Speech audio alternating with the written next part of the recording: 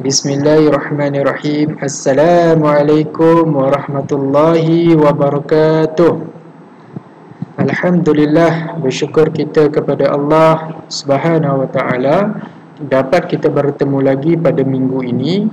Seperti biasa setiap hari Rabu pada sesi pagi, kamu akan bersama Ustaz dalam kelas akidah. Okey, apa khabar semua anak-anak pelajar tahun 3 Kafah Afek? Ustaz harapkan kamu semua sihat dan bersemangat untuk belajar pada hari ini, insya-Allah. Okay, sebelum kita mulakan pelajaran kita pada hari ini, sama-sama kita membaca doa terlebih dahulu. Bismillahirrahmanirrahim. Allahumma aftah alaina hikmataka wanshur alaina min khazaini rahmatika ya arhamar rahimin. Amin.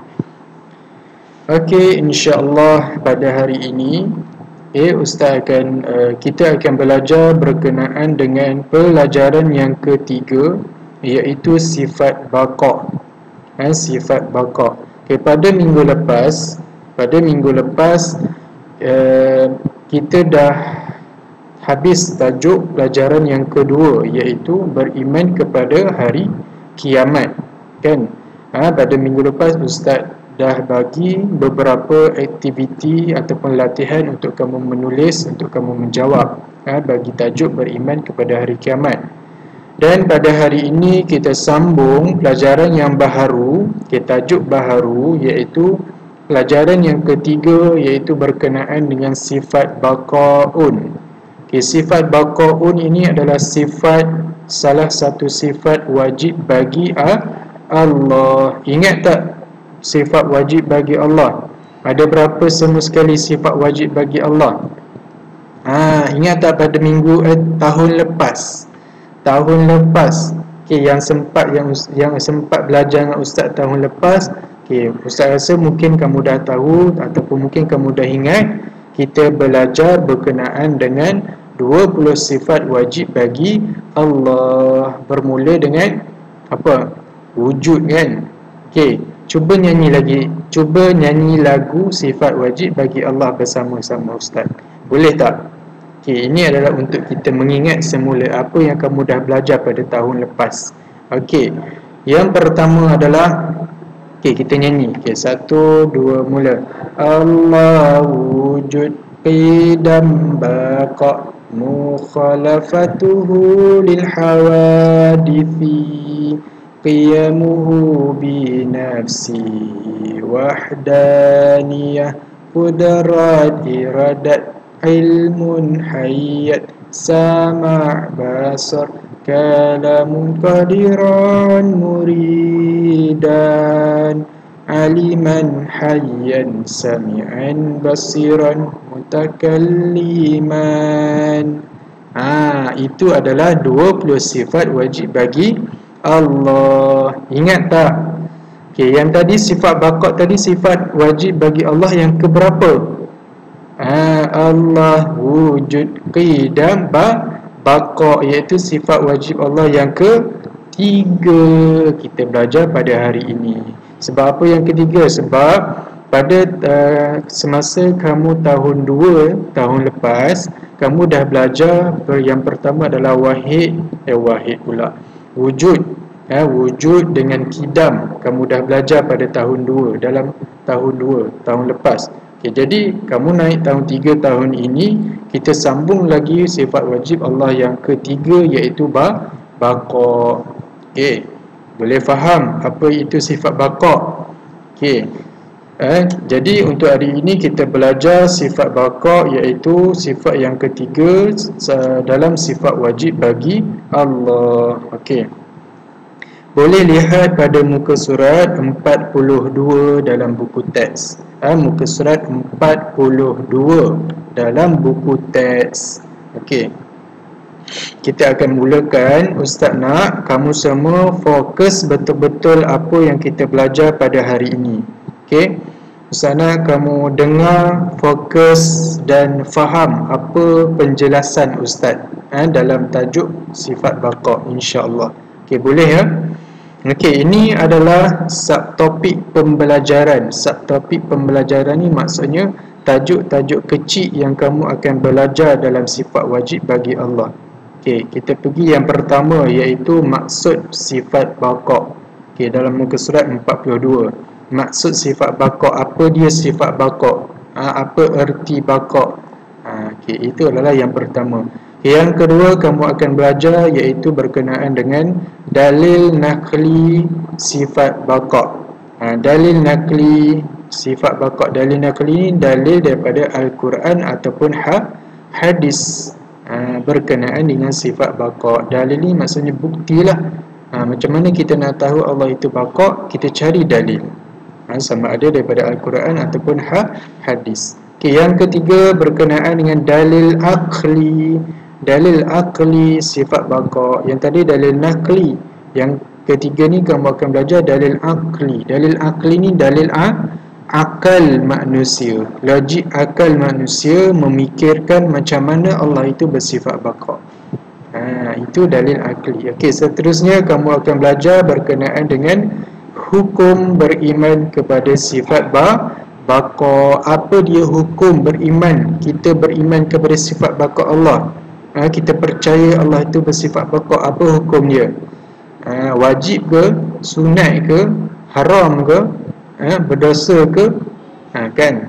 Okay, kita tengok apa belajar nanti. Kita tengok apa dia hukum beriman. Okay. Seterusnya adalah kesan beriman kepada sifat baqa'. Kesan beriman ni maksudnya kita dah percaya Allah itu bersifat baqa'. Apa kesan yang kita dapat kepada kita?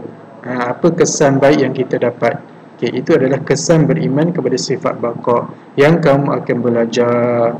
Okey, jadi untuk hari ini Ustaz nak sentuh satu sahaja untuk hari ini, iaitu maksud sifat baqa' dalam muka surat 42.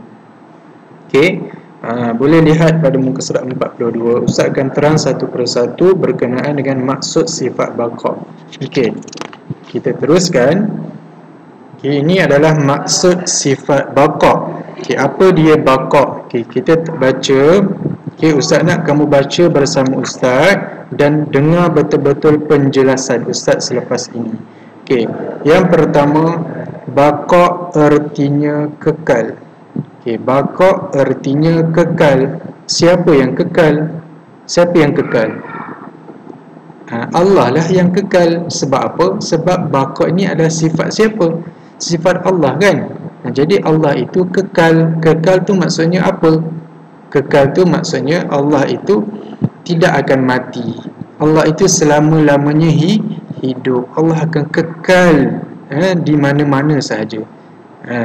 Tak macam kita. Boleh faham? Baqa'. Baqa' itu kekal. Allah itu kekal selama-lamanya. Okay, kita tengok lagi yang kedua.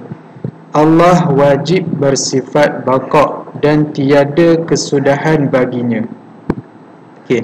Allah itu wajib bersifat baqa'. Sebab apa wajib? Sebab baqa' ini adalah sifat wajib bagi Allah. Sebab itu wajib. Maksudnya memang ada pada Allah itu bersifat baqa', bersifat kekal selama-lamanya. Okay. Dan tiada kesudahan baginya. Tiada kesudahan baginya ni maksudnya tiada pengakhiran hidup bagi Allah. Pengakhiran hidup maksudnya tidak akan matilah. Allah itu tiada kesudahan hidup, tidak akan mati. Allah itu akan kekal selama-lamanya. Wajib bagi Allah itu kekal dan tidak akan mati. Boleh faham? Okey, itu yang kedua. Okay, yang ketiga dia cakap apa? Allah kekal buat selama-lamanya. Tidak ada batasan waktu dan masa. Okay, Allah itu kekal selama-lamanya dan tidak ada batas waktu dan masa. Allah itu tidak ada waktu untuk hidup. Allah itu tidak akan waktu, tidak ada waktu dan masa untuk untuk mati. Tidak ada waktu bagi Allah, tidak ada batasan waktu bagi Allah untuk bersifat kesudahan baginya, bersifat mati. Allah itu akan kekal selama-lamanya dan tidak ada waktu pun untuk Allah mati, untuk Allah pengsan ke apa semuanya. Okay, boleh faham tak? Allah itu Okey, boleh faham yang tadi Allah itu kekal selama-lamanya dan tidak ada batas waktu dan masa. Tidak ada waktu dan masa untuk Allah mati. Okey, boleh faham?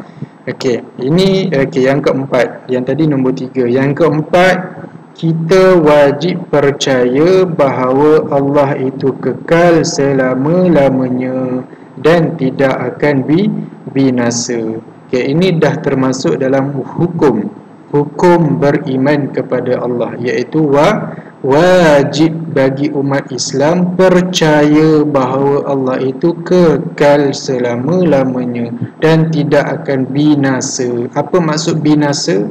Iaitu mati, hancur. Itu maksud binasa. Kita kena percaya, wajib bagi orang Islam percaya Allah itu memang kekal selama-lamanya dan tidak akan mati. Boleh faham maksud baqa'? Okey.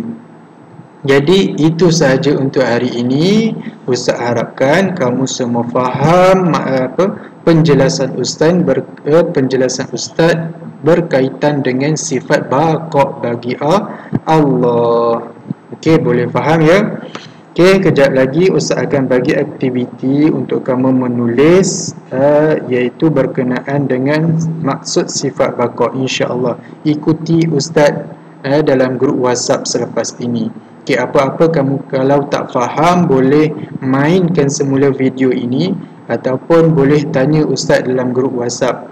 Okey, Ustaz harapkan kamu semua faham dan insya-Allah kita akan bertemu lagi masih lagi dalam sifat baqa' sambungan insya-Allah pada minggu depan insya-Allah.